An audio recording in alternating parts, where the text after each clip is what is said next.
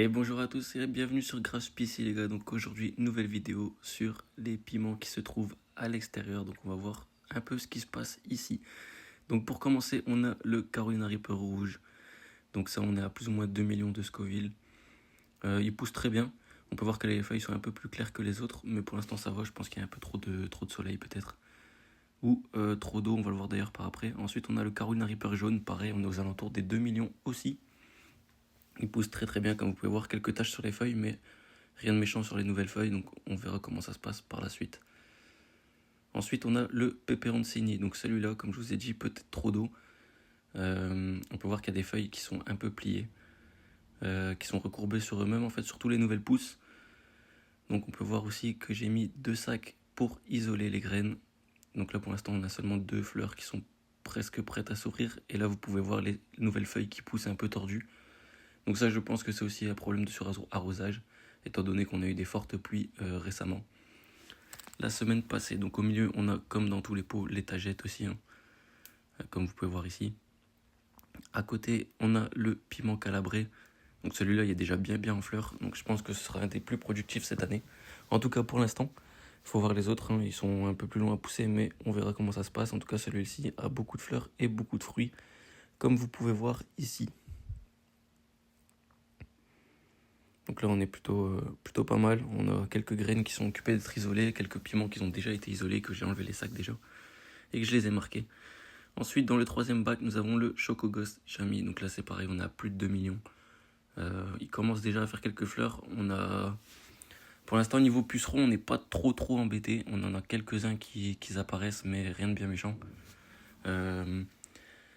Je vais voir pour les traiter peut-être au savon noir, histoire à titre préventif, étant donné qu'on a déjà les tagettes qui font déjà le boulot. Ici, on a le Scotch Bonnet Freeport, donc jaune ou orange.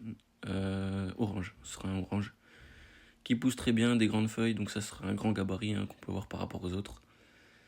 Donc on est plutôt cool pour cette première partie. Ensuite, on va regarder la deuxième partie, donc celle-là c'est la moitié. Hein. On a encore 5 pots juste après, que voici.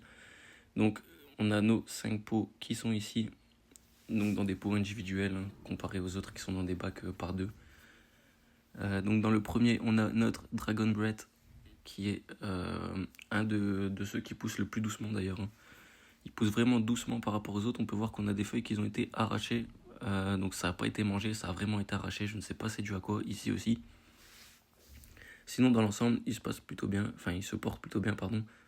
Il pousse tranquillement, mais sûrement. Ensuite, à côté, on a le Lemon Drop. Donc Lemon Drop, pas besoin de vous présenter. On peut voir qu'il commence à pousser. Il s'est déjà divisé en deux tout seul. Donc il n'y a pas eu de taille sur celui-ci. D'ailleurs sur tous les autres non plus, à part le Peperoncini et le Calabri que j'avais coupé parce qu'ils étaient déjà trop hauts en fait par rapport aux autres. Dans le troisième pot ici, on a un Sugar Rush, donc ça c'était un plan que j'avais en trop que j'ai rajouté dans un pot. Avec les tagettes justement, donc les œillets d'Inde. C'était un plan qui était parti pour la poubelle, mais je me suis dit je vais le mettre avec, même s'il donne pas grand chose, c'est déjà ça de prix. C'est tout bénef, donc pour l'instant c'est celui qui est le plus petit on va dire, par rapport aux autres.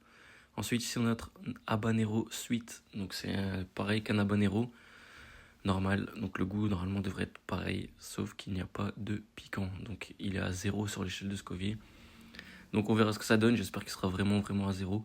Si pas, c'est pas grave. Hein, on a bien ce qui est pimenté. Mais bon, le principe, c'est d'avoir un habanero qui ne pique pas du tout. Donc, il pousse aussi très bien. Pas de feuilles abîmées. Pas de taches sur les feuilles. Niveau puceron, pas de problème non plus.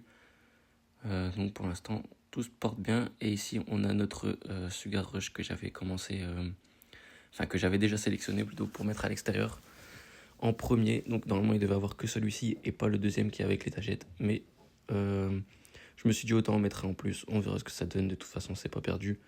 C'est peut-être mieux ça que le mettre à la poubelle ou le jeter. Ou voilà. Donc on a fait un peu le tour, les gars, de tout ce qui se passe un peu ici. Donc on a nos variétés, donc on est à 9 variétés je pense si je me trompe pas. On doit être à 9 ou 10 variétés différentes.